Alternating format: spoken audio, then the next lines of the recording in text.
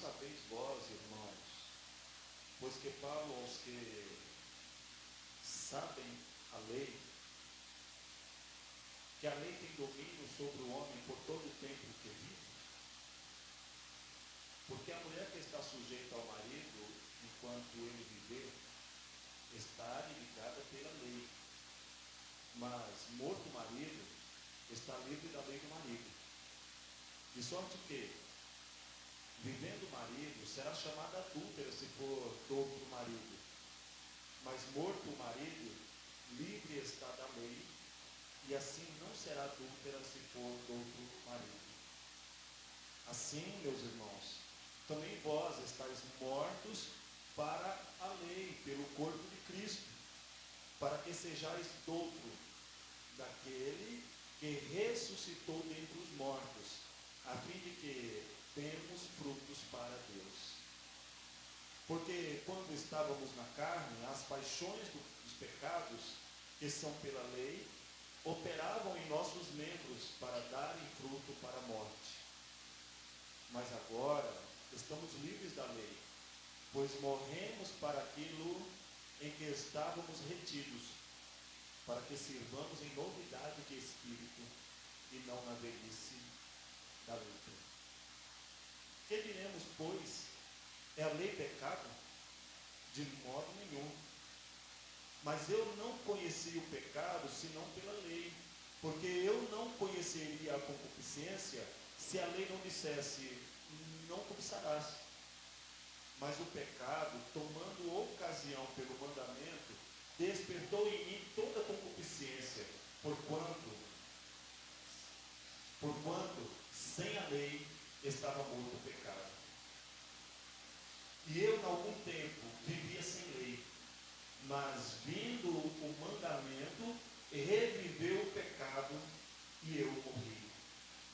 E o mandamento que era para a vida, achei eu que me era para a morte, porque o pecado, tomando ocasião pelo mandamento, me enganou e por ele me matou. Assim, a lei é santa, e o mandamento santo, justo e bom. Logo tornou-se-me o bem em morte? De modo nenhum. Mas o pecado, para que se mostrasse pecado, operou em mim a morte pelo bem, a fim de que pelo mandamento o pecado se fizesse excessivamente maligno. Porque bem sabemos que a lei é espiritual, mas eu sou carnal, vendido sob o pecado. Porque o que eu faço, não aprovo. Mas o que eu quero, isso não faço. Mas o que aborreço, isso faço. E se faço o que não quero, consinto com a lei que é boa. De maneira que agora já não sou eu que faço isso, mas o pecado que habita em mim. Porque eu sei que em mim, isto é, na minha carne, não habita bem algum. E com efeito, o querer está em mim, mas não consigo realizar o bem. Porque não faço o bem que quero, mas o mal que não quero, esse faço. Ora, se eu faço o que não quero, já não faço eu, mas o pecado que habita em mim. Acho então esta lei em mim, que quando quero fazer o bem, o mal está comigo. Porque, segundo o homem interior, tenho prazer na lei de Deus.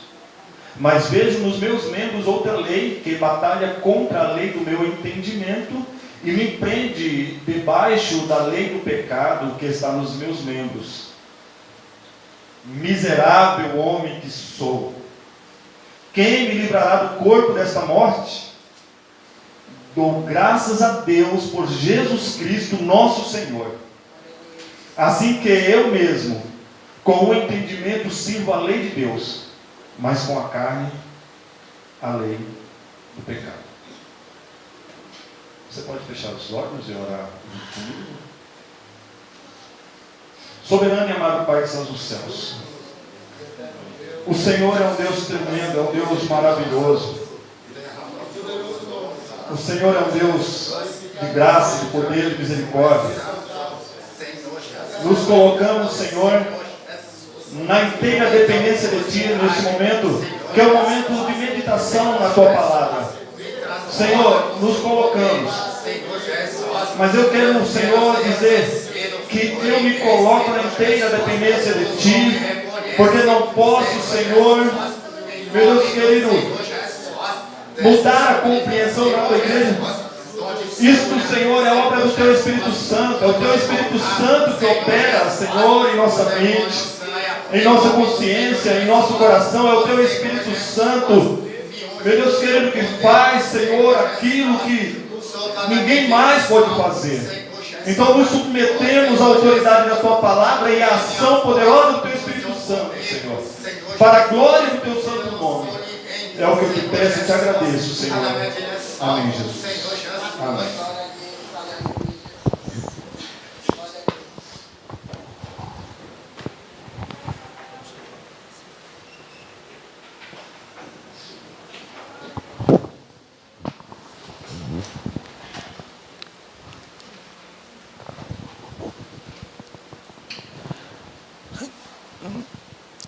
Queridos irmãos, eu quero dar início neste momento, em primeiro lugar, falando novamente que eu estou muito feliz por estar aqui.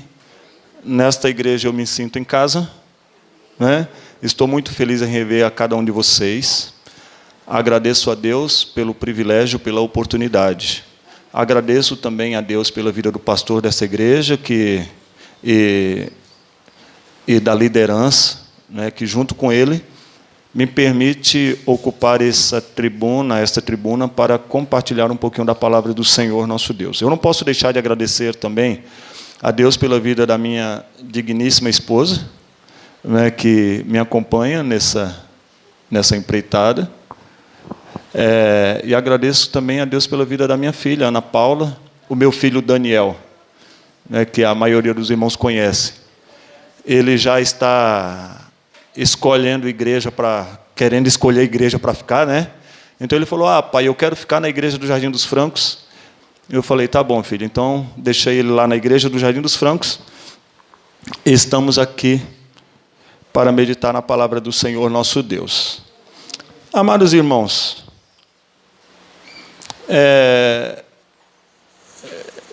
nós estamos com essa missão de compartilhar sobre esse tema: a lei é como espelho.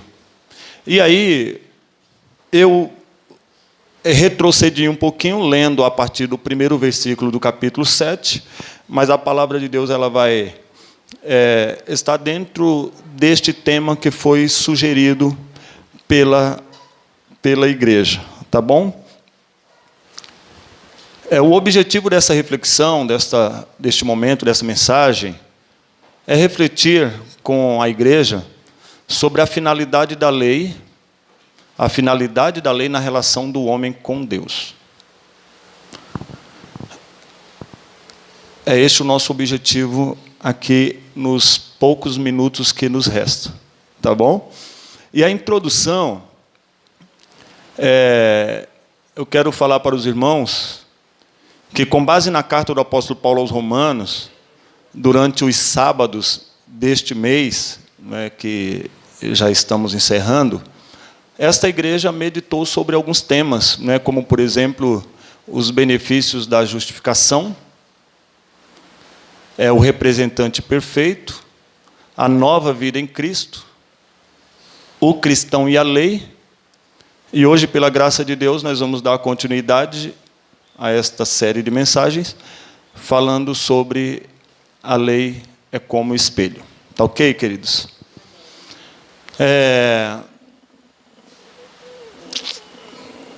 Está bem apagado aqui para os irmãos, né? Está bem apagado. Quer desligar essa...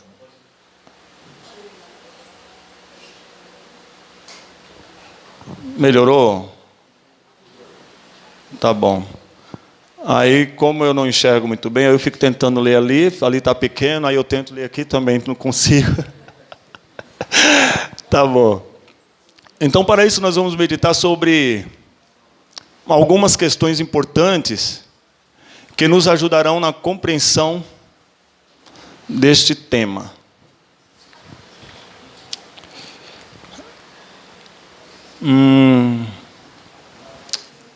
Tá ok.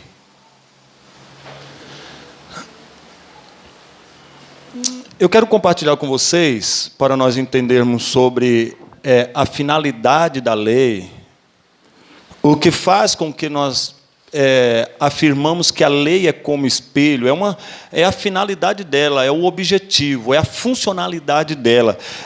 Para que a lei serve? Traduzindo, para que a lei serve? Não é?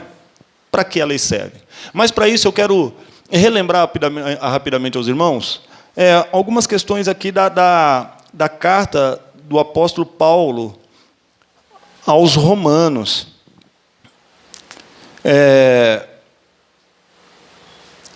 O apóstolo Paulo ele está se apresentando aos irmãos de Roma, aquela igreja de Roma, antes de ele ir para Roma. Então, ele antecipou a sua apresentação através dessa carta. Ele terminou seu trabalho no Oriente. E, antes de ele ir para a Espanha, ele queria passar em Roma. E, para isso, para antecipar a sua apresentação, ele manda esta carta. Tá bom? Ele havia ido a Jerusalém levar os donativos, os irmãos de Jerusalém que estavam carentes, estavam necessitados. E aí ele tinha este desejo e essa missão de levar o evangelho aos irmãos de Roma. A igreja de Roma era uma igreja formada prioritariamente por cristãos judeus. Havia cristãos gentios, mas prioritariamente a igreja era composta por irmãos judeus, tá bom? Esta carta ela foi apresentada como um tratado organizado, bem fundamentado, pela qual ele apresentava a sua fé. Então, não é só se apresentar dizendo, olha, eu sou o irmão Paulo, mas é se apresentar no sentido de ele dizer quem ele é como cristão, em que ele acreditava, qual era a sua visão sobre as coisas relacionadas ao Evangelho, a Cristo Jesus. Tá bom? Eu quero lembrar vocês que o apóstolo Paulo, ele é um evangelista, um missionário, um pastor muito cristocêntrico. Então, o apóstolo Paulo não fala nada para não terminar com Cristo Jesus. Jesus era o foco da mensagem do apóstolo Paulo. Isto é muito bom. Só que aqueles irmãos judeus que haviam se convertido ao Senhor, eles precisavam organizar e se organizar com a ajuda pastoral nesta questão da relação com a lei. Porque para os judeus, a lei, antes de terem um contato com Jesus, ela tinha uma importância, ela assumia um patamar, um local, e quando eles conheciam Jesus, ou passavam a conhecer Jesus, eles tinham que organizar este conhecimento da lei com o conhecimento de Cristo Jesus. Amém, irmãos? Amém? Então, eles precisavam organizar isso. Isso não era muito fácil, não era uma coisa fácil. Porque a lei, para eles, não fazia parte apenas de uma fé, mas era uma questão também cultural, uma questão de tradição. Então, mudar uma crença é difícil, mudar uma tradição é difícil, mudar um estilo de vida é difícil. Então, muitos queriam aceitar Jesus Cristo, mas não queria colocar nada acima da lei, ou não queria colocar a lei abaixo de nada. A lei tinha que estar em primeiro lugar. Então, o apóstolo Paulo, ele não desclassifica a lei, ele não rebaixa a lei, ele não tira a importância da lei. O apóstolo Paulo engrandece a lei, mas ele engrandece a lei mostrando a finalidade exata da lei. Ele explica para que realmente a lei serve. É importante nós entendermos, amados irmãos, que esta carta do apóstolo Paulo é uma carta difícil. Quem concorda comigo? dos que já leram a carta. É uma carta difícil.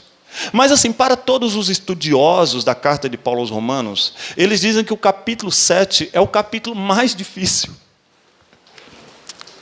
E foi justamente o capítulo que escolheram para eu vir compartilhar aqui com vocês.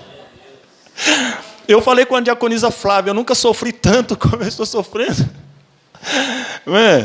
E é claro, assim, não dá tempo nos aprofundarmos muito neste capítulo. Tá? O objetivo é simples, é claro e é direto. Nós seremos diretos em relação ao objetivo. Sobre a finalidade da lei e a nossa relação com ela, né, na vida cristã. Mas, assim, é importante, de repente, em outros momentos, meditarmos um pouco mais neste capítulo, nos aprofundarmos um pouco mais neste capítulo. Mas eu quero destacar para você que é importante nós entendermos, irmãos, que esse texto, para muitos estudiosos, ele é um texto que fala apenas do apóstolo Paulo. Para outros estudiosos, ele não fala, não é um texto biográfico. Não é um texto biográfico. Então não há um consenso. Alguns acham que é um texto biográfico, outros acreditam que não é um texto biográfico. Tá bom? Alguns acreditam que ele fala particularmente do crente, né? Aqueles que acreditam que falam de Paulo, olha, Paulo já convertido, outros acham que não. Que esse texto se refere a todas as pessoas, não é especificamente do cristão. E alguns acham que o apóstolo Paulo aqui ele está apenas encenando, como se ele estivesse interpretando Adão. Tá bom? Então, há muita divergência. Os pais da igreja discutiram. Personagens como Agostinho, Lutero e muitos outros discutiram bastante. E o capítulo 7 foi alvo de muita discussão, de muita divergência, né, sobre do que ele realmente está falando e por que ele fala desse jeito. Eu vejo o apóstolo Paulo aqui sendo muito filosófico. Tá bom? Mas o que nós podemos tirar de tanta dificuldade... Por isso que nós começamos a reflexão com oração, porque o Espírito Santo de Deus está conosco, amém, irmãos? O Espírito Santo está aqui, ele precisa nos ajudar, e nós precisamos da ajuda do Espírito Santo para compreendermos e levarmos alguma coisa de edificação para a nossa vida, tá bom? Então eu posso dizer, diante do estudo, da reflexão, que não dá para aplicar só a Paulo, irmãos. Tudo que antes foi escrito para o nosso ensino foi escrito. Não dá, então, para aplicar só a Paulo. Não dá para dizer, porque o apóstolo Paulo, apesar de ele estar se apresentando, mas o objetivo dele é se apresentar e falar da fé em Cristo Jesus, mostrando a natureza do homem, mostrando a condição do homem e mostrando que este homem carece de Cristo Jesus.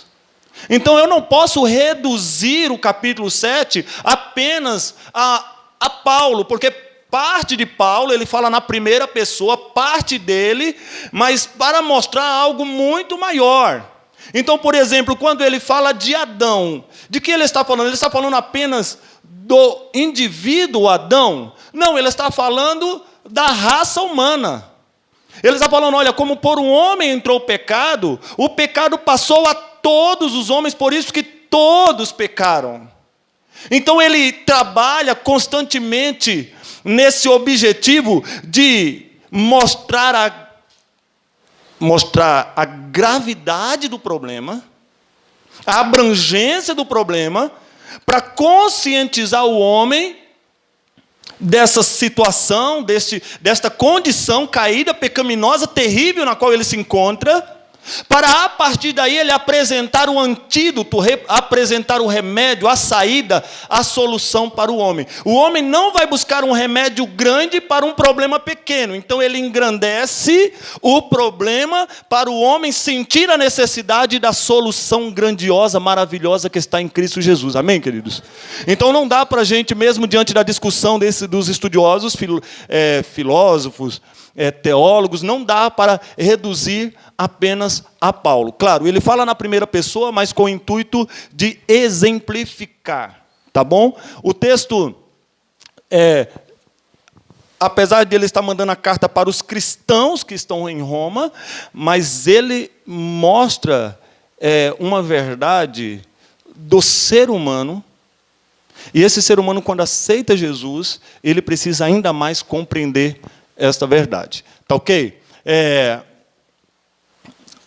Então vamos ver aqui 3 formas de obedecer à lei. Os irmãos já estão acompanhando ali.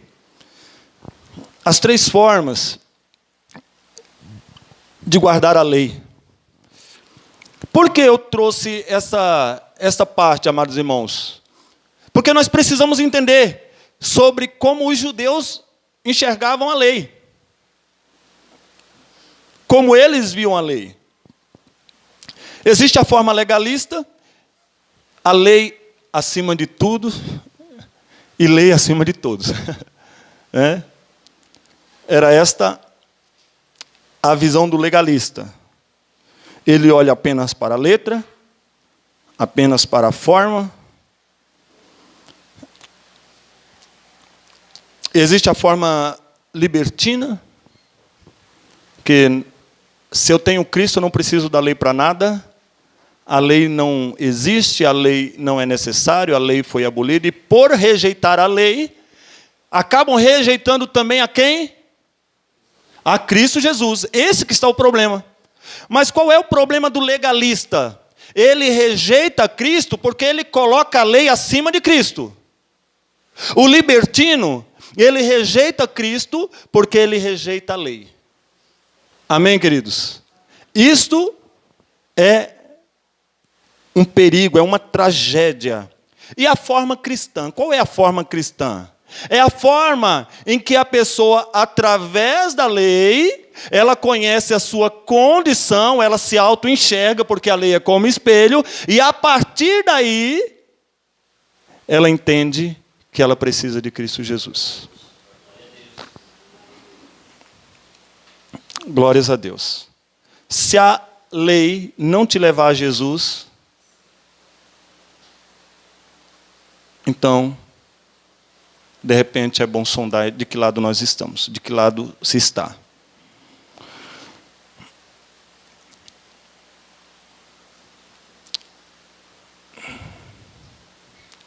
Mas o que é a lei? A lei é um conjunto de princípios e preceitos divinos encontrados em cada página da Bíblia Sagrada e em cada palavra do Senhor Jesus Cristo. É um conjunto de princípios, de preceitos, de normas, não é? Mas não é algo terreno, é algo divino. Amém, irmãos? A lei é coisa divina, irmãos.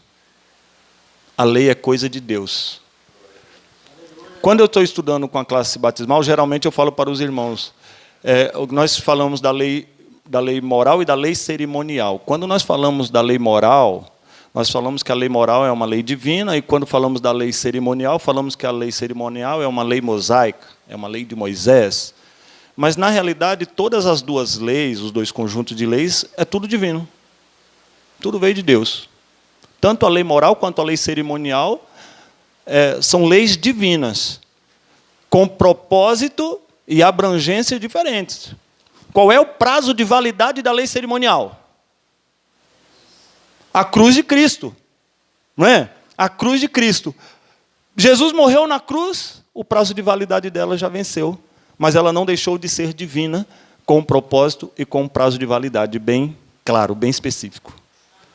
Já a lei moral, ela não tem esse prazo de validade. Tá ok, queridos? Então a lei, é um instrumento eficaz que o Espírito Santo utiliza para conduzir o pecador a Cristo Jesus. Irmãos, entenda isso que eu estou falando, eu vou repetir propositalmente, que a lei é um instrumento eficaz que o Espírito Santo de Deus usa. É algo divino, é algo de Deus, para a nossa edificação.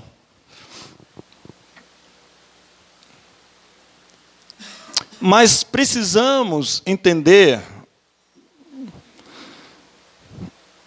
e eu vou tentar explicar rapidinho aqui nos poucos minutos que me restam, é importante nós entendermos também o que não é a lei, com que a lei não pode ser confundida, irmãos. Com que a lei não pode ser confundida?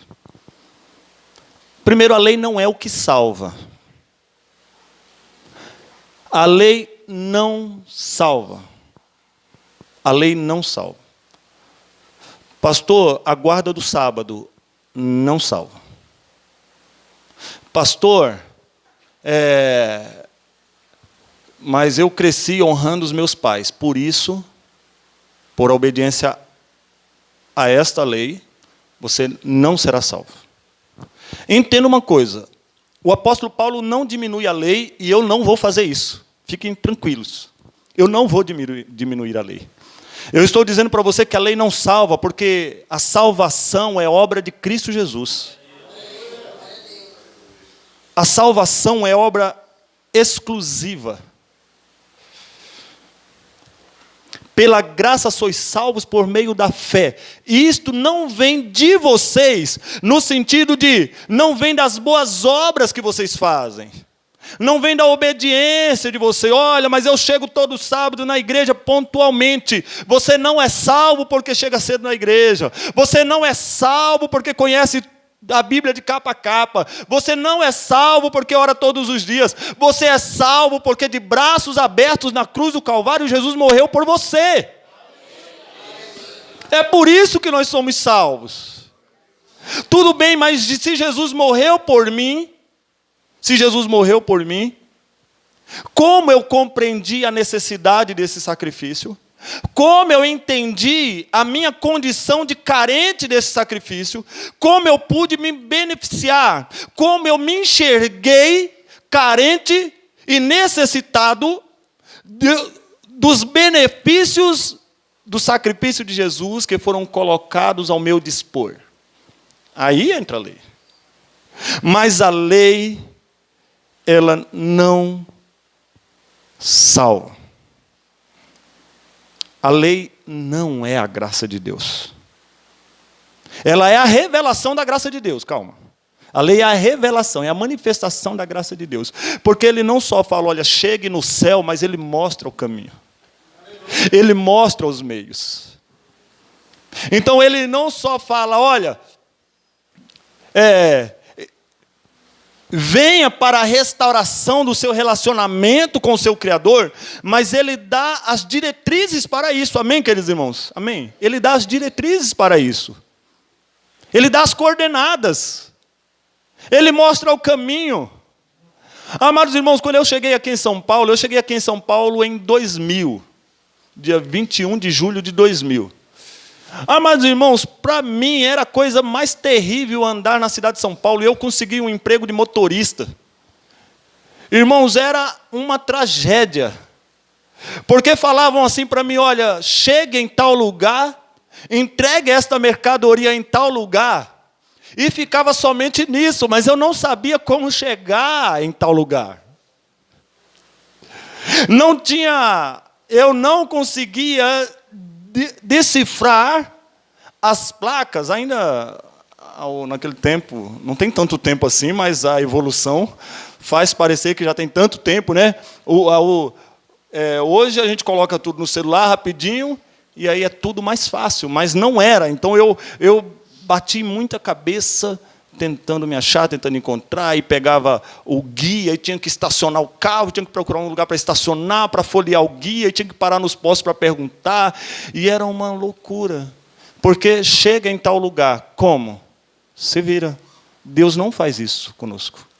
Ele dá as coordenadas, ele Ele dá as diretrizes para que você tenha o seu relacionamento com o Pai restabelecido, para que você entenda o caminho, como chegar.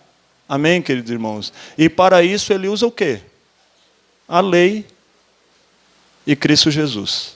Porque Jesus falou, eu sou o caminho, a verdade e a vida. Ninguém vem ao Pai senão por mim.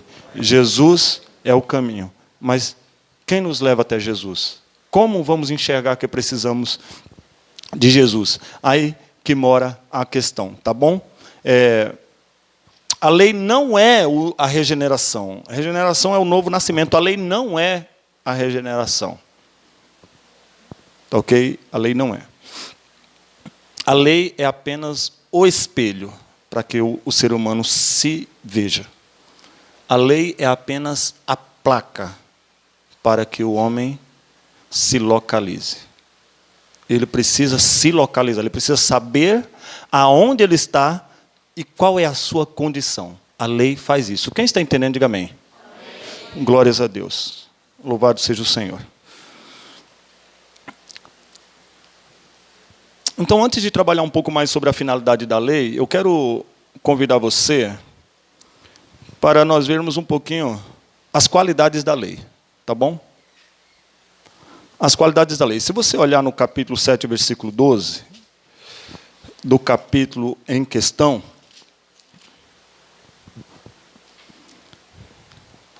glórias a Deus. O versículo 12 diz assim: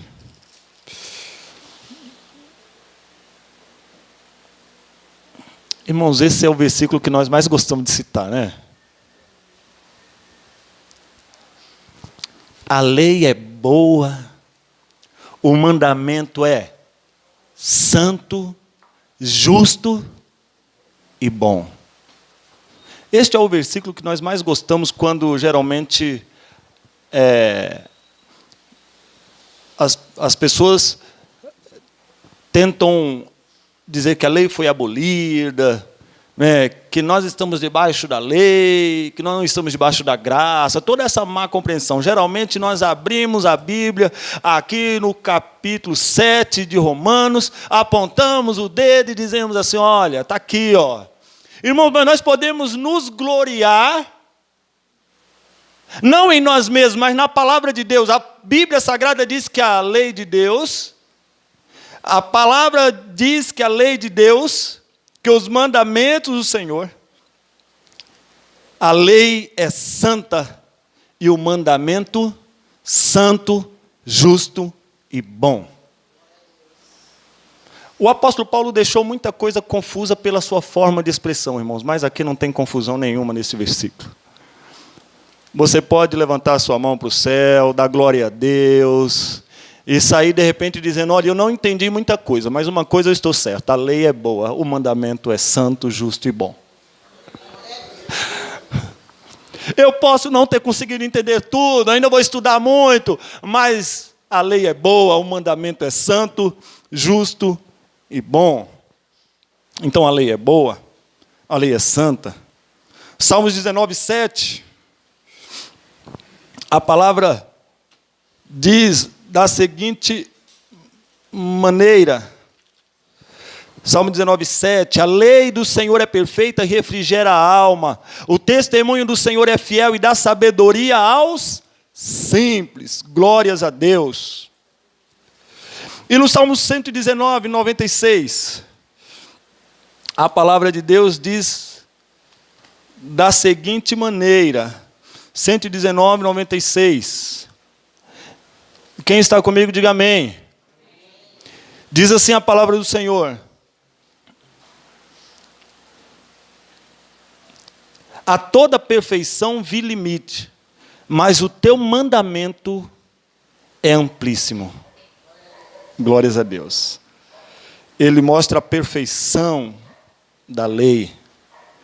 A lei é espiritual. Se nós continuarmos aqui no mesmo capítulo 7 de Romanos, acompanhe junto comigo na sua Bíblia, por gentileza, no capítulo 7, versículos 13 e 14, porque nós já lemos o 12, falando que a lei é boa, é santa, e o mandamento santo, justo e bom. O versículo 13 diz assim: logo, tornou-se-me o bem em morte. Então ele chama a lei de bem. De modo nenhum, mas o pecado, para que se mostrasse pecado, operou em mim a morte pelo bem. Ou seja, por meio da lei, o pecado se manifestou, a morte se manifestou, a fim de que pelo mandamento o pecado se fizesse excessivamente maligno. É para enxergar a malignidade do pecado. E a lei serve como espelho para mostrar isso. Porque bem sabemos que a lei é espiritual, mas eu sou carnal, vendido como escravo. A lei é espiritual, a lei é justa, é reta. Salmos 19, 7 mostrou isso. E no Salmo 119, o verso 128, se você puder acompanha, diz assim: por isso tenho em tudo como retos todos os teus preceitos e aborreço toda falsa vereda. Os preceitos do Senhor, os mandamentos, as leis, os estatutos do Senhor são perfeitos, são retos, justos. Glórias a Deus. No verso 137, ele diz assim: justo és, ó Senhor, e retos são os teus juízos. Os teus testemunhos que ordenastes são retos e muito fiéis. Amém, queridos? Glórias a Deus. São eternos também. 152, 119 e 152. Acerca dos teus testemunhos eu soube, desde a antiguidade, que tu os fundaste para sempre. 160, de Salmo 119. A tua palavra é a verdade desde o princípio, e cada um dos teus juízos, dos teus estatutos ou das tuas leis, dura para sempre. Então os mandamentos do Senhor, as leis, os estatutos do Senhor são eternos. Glórias a Deus. Amém, irmãos? Então a lei é coisa boa, viu, irmãos? A lei é coisa boa. Se você ama as leis, a lei do Senhor, continua amando. Se você ainda não ama a lei do Senhor, passe a amar, porque a lei do Senhor é coisa boa, é coisa santa, é coisa perfeita, é coisa espiritual, é coisa justa, reta, é coisa eterna. Glórias a Deus por isso. Louvado seja o Senhor nosso Deus.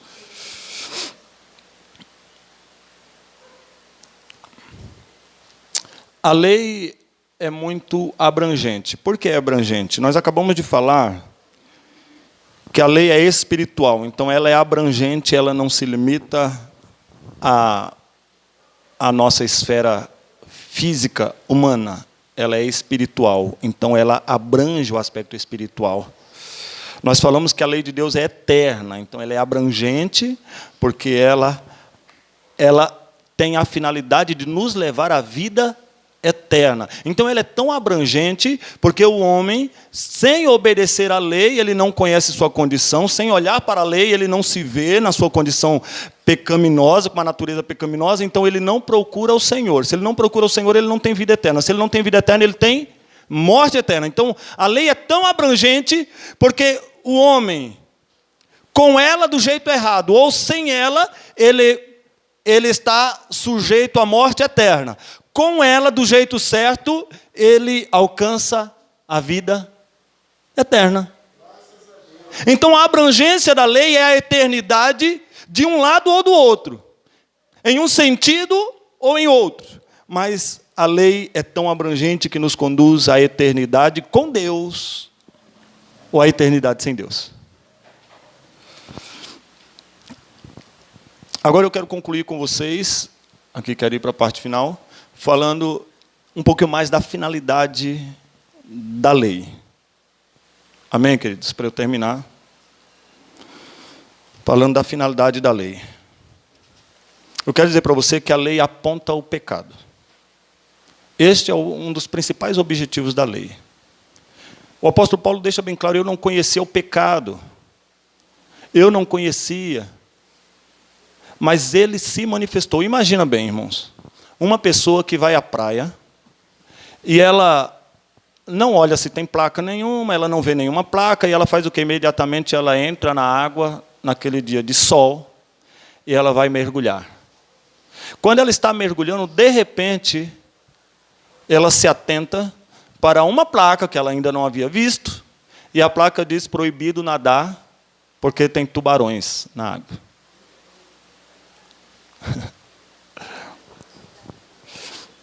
Ela pode ficar com raiva da placa? Ela pode rejeitar a placa? Pode falar, Mara.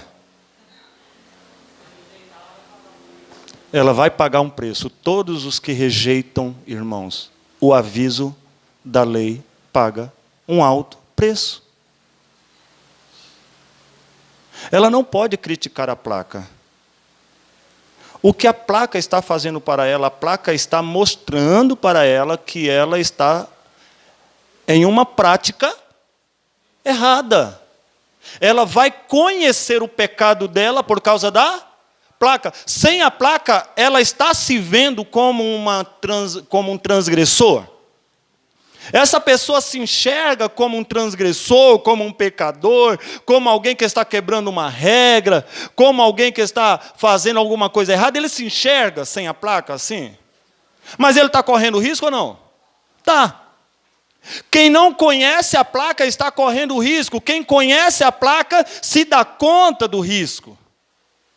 O espelho, a lei como espelho serve para isso, para mostrar o risco que o ser humano está correndo, para que ele saia deste mar de pecado, para que ele saia dessa condição de transgressor e recorra ao Senhor. Quem está entendendo, diga amém. Então, a lei, ela é como espelho, porque ela aponta o pecado do homem. Ela mostra que ele está errado. E que se ele está errado, ele precisa se salvar. Ele precisa da solução. E ele só vai achar isso em Cristo Jesus. A lei faz ele saber o que é o pecado. Ainda, no capítulo 7, no versículo 7, a palavra de Deus diz da seguinte forma: que diremos, pois, é a lei pecado? De modo nenhum, mas eu não conheci o pecado senão pela lei, porque eu não conheceria a concupiscência se a lei não dissesse, não cobiçarás. Irmãos, a lei é tão maravilhosa que ela desperta, ela expõe o instinto humano e pecaminoso do homem. Você já viu alguém aí no mundo dizer o que é proibido é melhor? Já viu alguma conversa assim?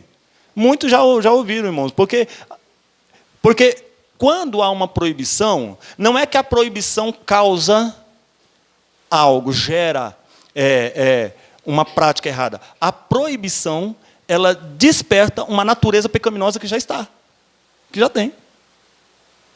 E é isso que o Senhor quer, que o ser humano ele se veja como alguém com uma natureza corrompida, com uma natureza pecaminosa. A lei serve para dizer o que é certo e bom. Versículo 16 do capítulo 7. E se faço o que não quero, consinto com a lei, que é boa. A lei é boa. E por ser boa, ela fala o que nós devemos fazer de bom ou o errado que não devemos praticar. Mas olha, não podemos enxergar a lei como algo que se limita apenas à prática literal. Não é esta a finalidade da lei. A lei não quer mostrar apenas o exterior, a prática. Ela não tem essa finalidade. O que a lei realmente quer mostrar? Ela quer mostrar o instinto, irmãos. Ela quer mostrar o instinto. Amém? Por isso que a pessoa, quando ela vai se batizar, ela não precisa ir ela não pode ir com aquela ideia de que eu vou me batizar porque eu estou arrependido daquilo que eu fiz de errado. né? Se é um adolescente, quando eu era menorzinho, eu bati no coleguinha na escola, né? Ou eu peguei o lanche do coleguinha. Não, não é isso. Apenas. A lei, ela quer revelar o instinto humano e pecaminoso. Ela quer revelar isso. Não pode ser limitada apenas à prática, porque a pessoa precisa se arrepender. Senhor, eu me arrependo profundamente de tudo que eu fiz de errado, mas eu me arrependo profundamente dessa natureza terrível, humana e pecaminosa. Eu me arrependo dessa natureza. E eu entendo que a única saída, a única solução para este mal que está arraigado em mim, essa natureza humana terrível, está em Ti, Senhor. Quando ele se arrepende deste nível, irmãos, deste ponto, aí ele tem a salvação em Cristo Jesus. Porque muitos falam, eu não bebo, eu não fumo, eu não mato, eu não faço mal a ninguém, então eu vou ser salvo. Você está me falando de que salvação? Eu estou falando para você da salvação dessa natureza diabólica, maligna, terrível, mortal, pecaminosa que está dentro de você. Não é porque um leão não comeu um pedaço de bife que ele não tem um instinto carnívoro, feroz. Mas eu não comi nenhum bife. Você não comeu, mas a sua natureza está aí. Se colocar um pedaço de bife aqui, colocar uma placa, não coma, imediatamente você vai se